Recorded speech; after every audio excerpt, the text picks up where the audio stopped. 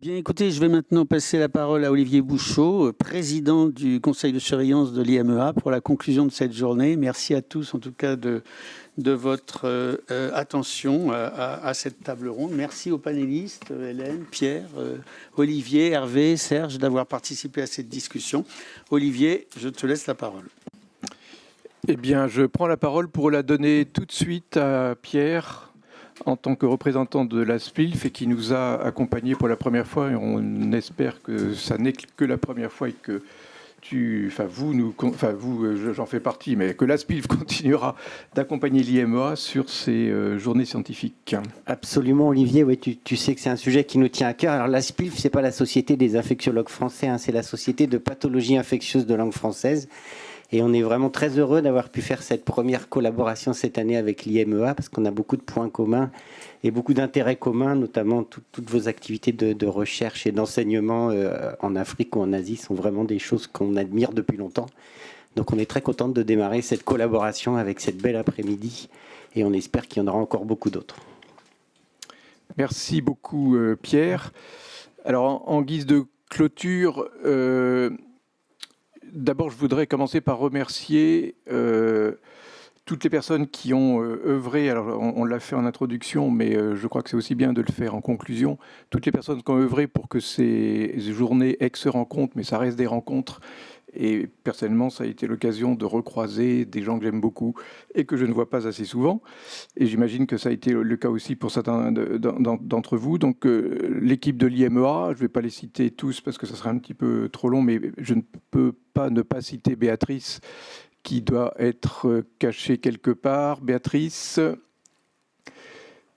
elle est tellement motivée, tellement occupée qu'elle est déjà en train de faire quelque chose, peut-être pour les prochaines journées. Remercier évidemment Épicentre et MSF qui nous héberge et on est ravis d'être ici.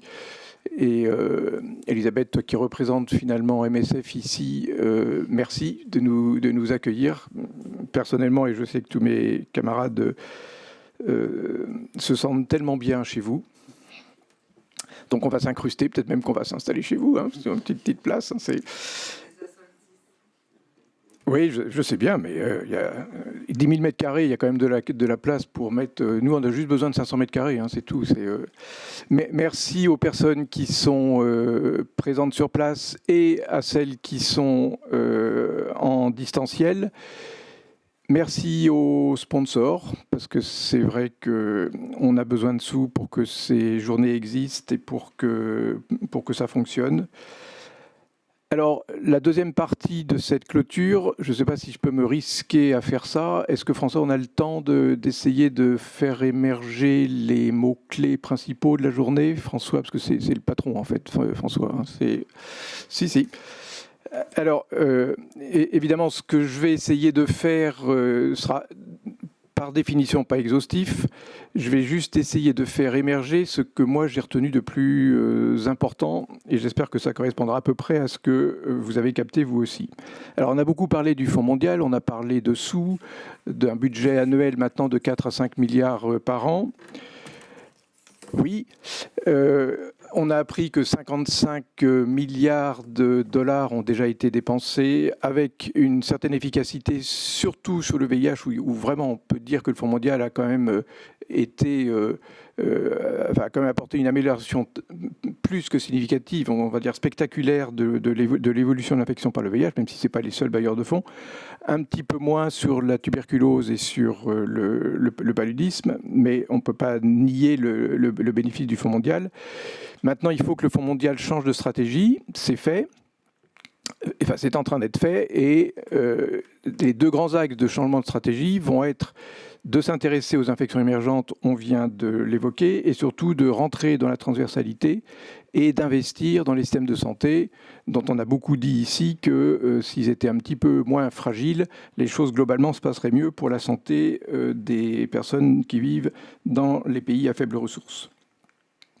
Sur le palu, j'ai bien aimé l'expression remontada, qui est très explicatrice de ce qui se passe actuellement dans le paludisme.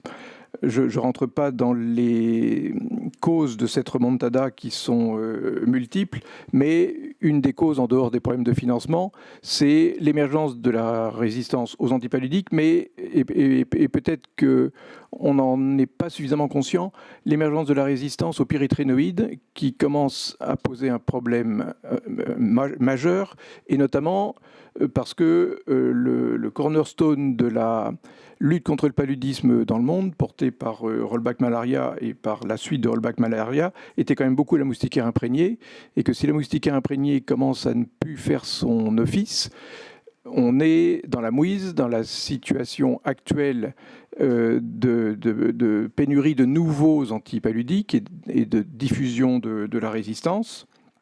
Dans ce qu'on a appris de l'émergence de nouveaux vecteurs qui seront déjà naturellement, ou qui ont acquis la résistance aux pyréthrinoïdes, et donc qui vont être d'excellents vecteurs pour nous compliquer la vie dans le champ du paludisme, et puis avec un vaccin sur lequel on cherche depuis plus de 50 ans et qui, manifestement, pose d'énormes complexités de fabrication. Et je crois qu'on s'accordera tous pour penser que même le R21 ne réglera pas le problème du paludisme. Peut-être qu'il y contribuera moyennant des financements et un effort logistique considérable, mais ça n'est pas l'arme de destruction massive du paludisme, pour reprendre une affiche célèbre de MSF d'il y a maintenant peut-être 20 ans. Je la vois encore dans les couloirs du métro, avec ce moustique. Côté VIH, on nous a parlé de résistance, on nous a parlé beaucoup de résistance au LNRTI, et donc avec des souches qui primo-infectent, si je puis dire, des patients qui s'infectent récemment, et donc qui posent tous les problèmes du choix des traitements de première ligne. Roland nous a beaucoup parlé de l'avenir des bithérapies injectables, dont on parle beaucoup dans le Nord et dont on commence à parler dans le Sud, qui ont d'énormes avantages, mais qui ont aussi beaucoup d'inconvénients. Il va falloir bien peser les stratégies d'utilisation de ces bithérapies, et notamment dans le cadre de la PrEP. Alors là, je ne parle pas tellement de bithérapie, mais je parle du cabotegravir, notamment en injectable long-acting, qui là aussi peut ouvrir des grandes voies d'un certain confort pour les patients, mais aussi avec des risques. Et Roland a fait passer le message qu'il pensait que la vraie révolution pour la PrEP, ça sera plutôt les injectables de très long terme, à 6 mois voire 1 an, que ceux qui sont actuellement disponibles tous les 2 mois. On a aussi parlé des autotests, et c'est peut-être pas le message principal, et j'espère que Joseph, heureusement il est parti, ça tombe très bien, ne m'en voudra pas. Moi j'ai surtout retenu, parce que ça m'avait complètement échappé, cette possibilité, cette stratégie de l'utilisation secondaire des autotests qui me paraît, forcément là aussi avec des risques, mais qui me paraît extrêmement intéressante pour diffuser au plus près possible des personnes les plus à risque cet outil de prévention que sont les autotests. Enfin, la tuberculose, pour finir sur le trio. Là aussi, une remontada, un petit peu plus récente que celle du paludisme, mais authentique. Peut-être que c'est là où on peut voir l'impact le plus direct et le plus évident de la pandémie de Covid. Cet énorme problème de montée en puissance de la multirésistance et de l'ultra-résistance qui donne froid dans le dos.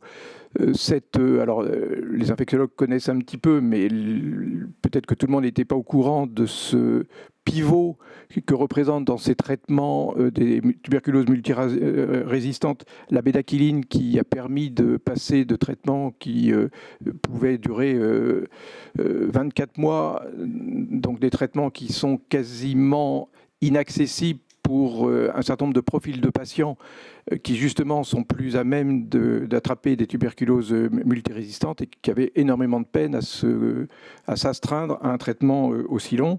Et arriver à le réduire jusqu'à 9 mois, c'est quand même une sacrée révolution, et c'est quand même une sacrée bonne nouvelle, et ça fait plaisir d'avoir des bonnes nouvelles.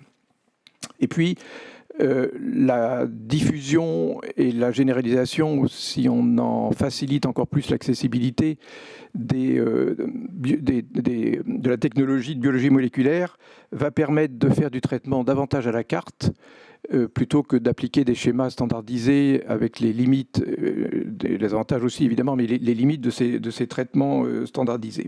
Et puis enfin, Lorenzo nous a parlé des traitements courts et de l'intérêt de ce dérivé de la rifampicine qui est la rifapentine, tout en nous illustrant bien les difficultés d'accès, notamment en Europe, à cette molécule. Et donc là, il va falloir faire un énorme effort pour que les laboratoires qui produisent, en l'occurrence Sanofi, comprennent l'intérêt, même si ce sont des indications de niche, comprennent l'intérêt de pouvoir mettre à disposition cette molécule qui a peut-être surtout un avenir dans la tuberculose latente, parce que comme le faisait remarquer Jeanne tout à l'heure, quand on propose à quelqu'un qui est parfaitement asymptomatique, qui va parfaitement bien, un traitement de 2, 3 ou plus souvent 4 mois, alors qu'il n'en comprend pas forcément l'intérêt et le bénéfice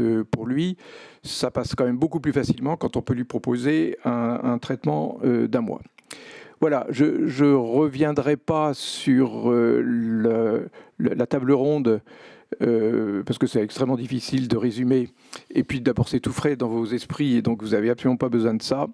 Et pour finir, je voudrais remercier notre allié historique et naturel qui est le Gabon. Il y a une représentante parmi nous. Malheureusement, l'ambassadeur n'a pas pu être présent. Et le ministre de la Santé qui était venu l'année dernière, mais on imagine qu'ils ont des agendas chargés. Donc merci de continuer de nous accompagner. En tout cas, merci à tous et à l'année prochaine.